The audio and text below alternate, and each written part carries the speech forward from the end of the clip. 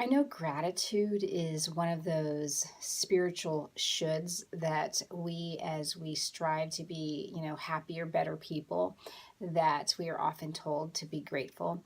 Well, when I'm in a crappy mood or when things are falling apart, the last thing I often want to be told is, well, be grateful that, or be grateful for, or, something like that. It's almost as if what I'm feeling in that moment is not valid, and maybe it isn't valid. Maybe I shouldn't be having a fit about something, right? But in other words, I don't necessarily want to be forced to experience or feel something that I'm not quite ready for. I will say that many times, we're trying to teach our children how to have manners, and we will often say to them, say please, say thank you, and I know that there will be, parents who will have their children say, I'm sorry, right? And so there is this place of modeling, we want to teach the children that, when one hits a child, oh, Tommy took your toy and you hit him, and, that wasn't okay to hit him. And it probably wasn't okay for Tommy to take your toy when you didn't want that to happen. So how do you find resolution? And so as parents, we'll often set our two kids together and we'll have them say sorry to each other, right? And there's this part of me that just kind of wonders, do we really want our children to say sorry? Is sorry just a word like thank you, right? Um, but if you look at the energy behind the words, what do you really mean by sorry or thank you? Well, when you say sorry, what you're implying is that you are feeling that you are sorry to have done something, that you are really, um, you know, unhappy and feel bad for having hit that child. Well, what if, you're not sorry, right? And then you have your child do it. Is it a good practice? So I don't necessarily have the answer. These are things that have just stuck with me over the years and made me question and wonder. The same with thank you, right? It's polite. Somebody gives you change back when you pay them and you say thank you, right? Just as a response. But thank you really implies a gratitude that is there. So when I'm in a place in despair or lack or frustration or sadness, I'm not necessarily feeling gratitude or even uh, like I'm sorry for someone else, that I have to offer up an apology to anybody else in that moment. In that moment, I'm feeling like, blah, I'm sorry for me. I'm sorry for having to be me, not necessarily to have to say it to anybody else.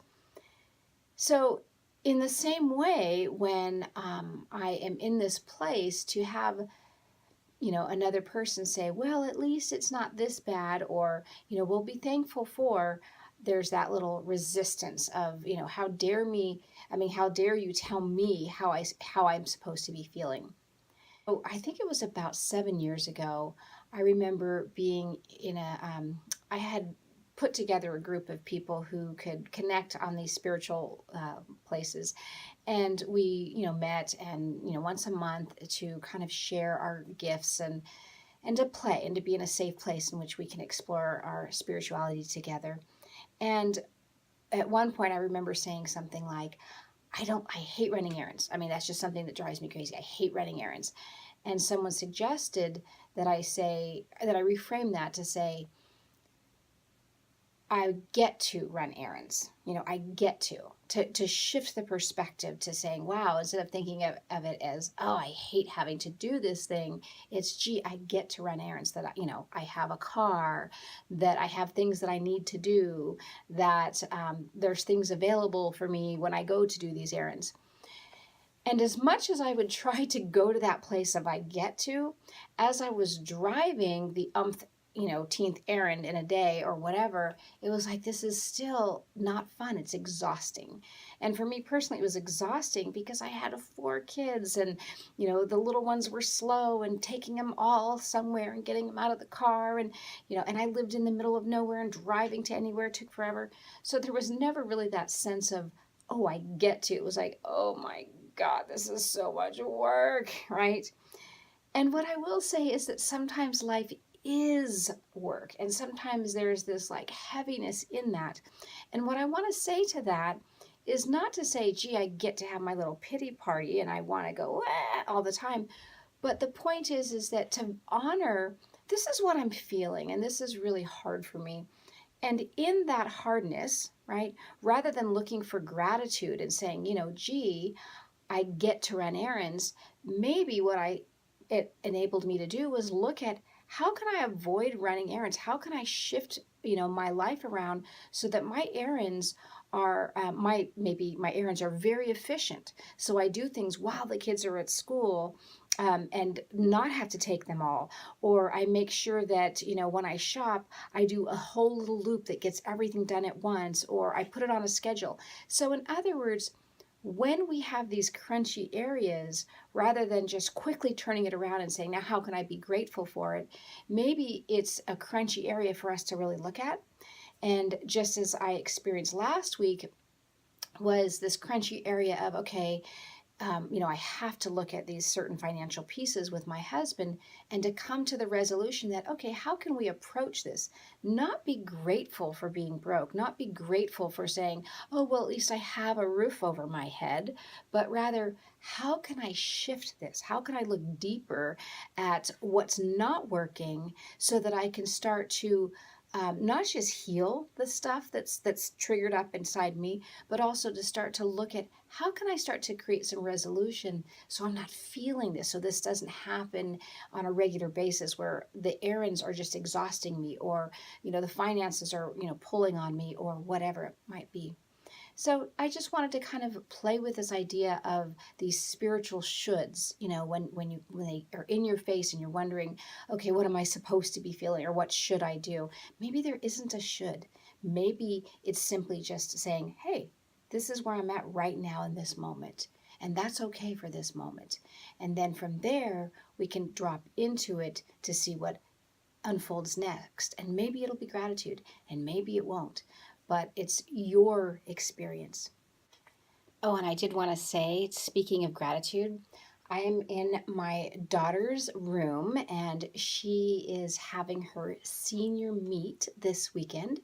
She, as I said, is a swimmer, and this is her final year of swimming after 4 years of enjoying swimming with her team and enjoying all of the camaraderie, and even having made Olympic trials for swimming this coming summer.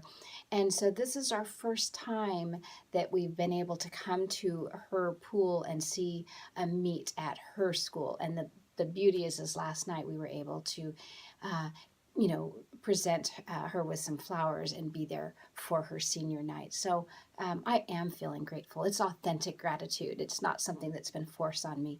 And so I just wanted to share that little bit of yumminess with you as well. So we just flew in this morning after spending the time with my daughter, and I'm really tired, and our house is freezing because we don't have a heater. We couldn't really set it, for it to be nice and warm when we got home. So it was super cold, and so my husband's in there warming up the house with a fire. But I'm like tired and cold, so I decided I'd come out in the car and take a little nap, just a little nap. Anyway, but I did want to follow up about this idea of spiritual shoulds. And the reason that I wanted to touch in on this is not just because I had this little bit of a meltdown, last week, and that I shared this, and then there's this expectation, let's say, this expectation of, well, what are you going to do with it? How are you going to process it? Or how do you fix you, right? There's that expectation that we as people, when something isn't right or good, that there's this idea that there has to be a resolution. And so with this idea of a spiritual should, there's that resolution that people want to offer you by having you at least, go to gratitude. It's like, I'm feeling really tired and crappy and I'm so upset. Well, at least, blah, blah, blah, right? And it's that idea of having this happy ending, really, right? We just love these ideas of happy endings. And I'm not saying that life isn't a happy ending. I'm actually very much an optimist. If I weren't an optimist, I would have just been out of here a long time ago, because things have gotten so heavy at times. But I always have that little idea of a silver lining. But knowing that I'm that optimist, I have really tried to honor whatever's going on with me, rather than trying to figure out, how to feel better instantly. Because trust me, I want to feel better instantly, but I also want to honor the yuck if I'm in the yuck. Um, so the other thing about the spiritual shoulds is the sense of guilt.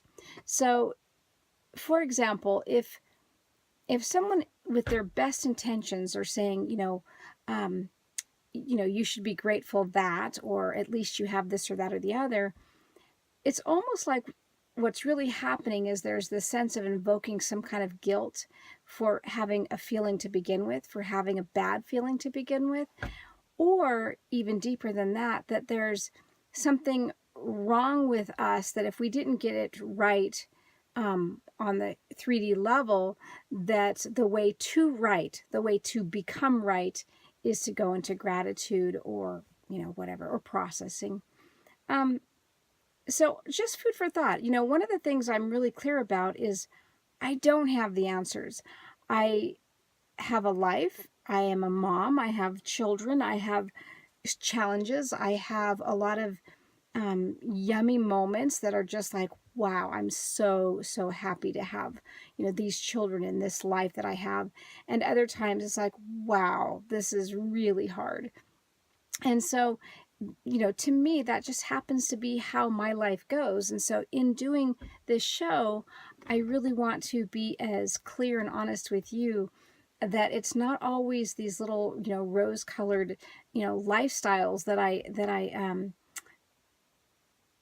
not only try to pretend to live, but try to somehow pretend to offer to other people. Does that make sense? So it's not like if somebody gets a reading from me, for example, that I'm going to have the answer that will solve their problem.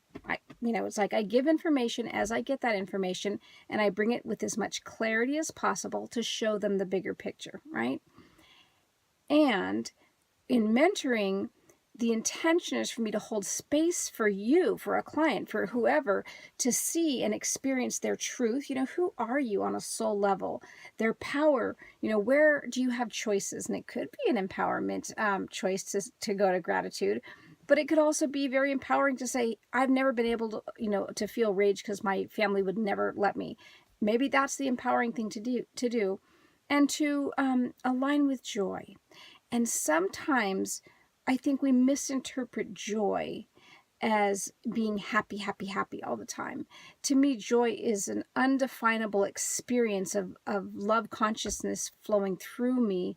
And it may not look the way we expect it to look. It may not be tucked in so prettily.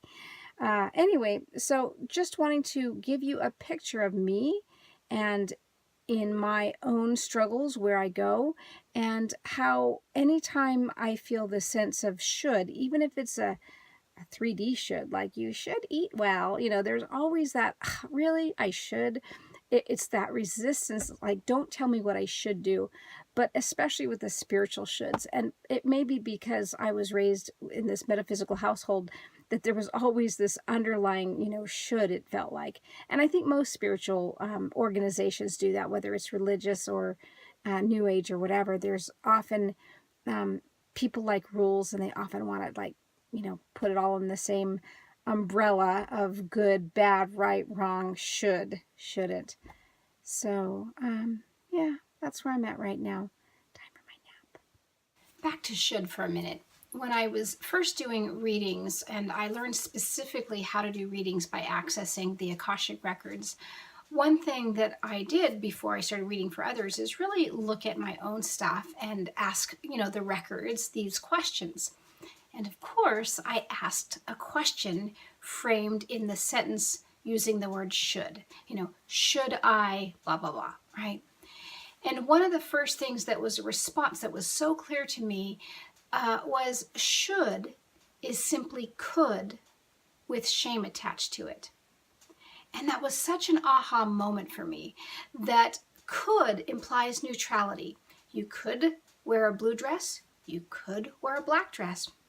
There's no answer. There's no right. There's no wrong. Should I wear black or blue to a funeral, right? That's really a projection. Now, depending on the culture, black might be the appropriate, blue might be the appropriate. It might be, you run around naked at a funeral. I don't know. But the point is that should is really a human projection, an idea that a society, a culture, our beliefs place on us in some way, including these spiritual beliefs, right? And those run really deep.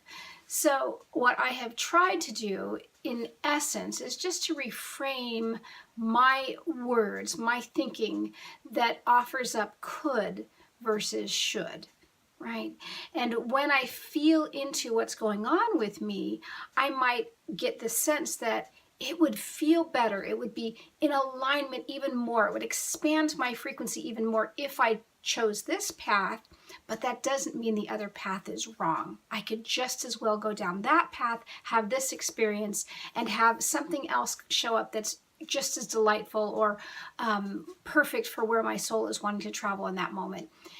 Spiritual shoulds are interesting, and I just offer you maybe a little bit of introspection around them. Maybe as you approach with your language or you're feeling what feels like a spiritual should, that you just spend a little time with that and feel into it and see what's beneath that experience or that impulse of the should. Is it yours? Is it cultural? Is it something that you could change to the word could, and then it opens up to feel a little bit more freeing? Just wanted to throw those ideas of spiritual shoulds out, because for me personally, I have a very hard time with any kind of shoulds. And as much as, yeah, I could probably be a better person at times or take the higher road or feel gratitude, many times I simply just want to be exactly where I am.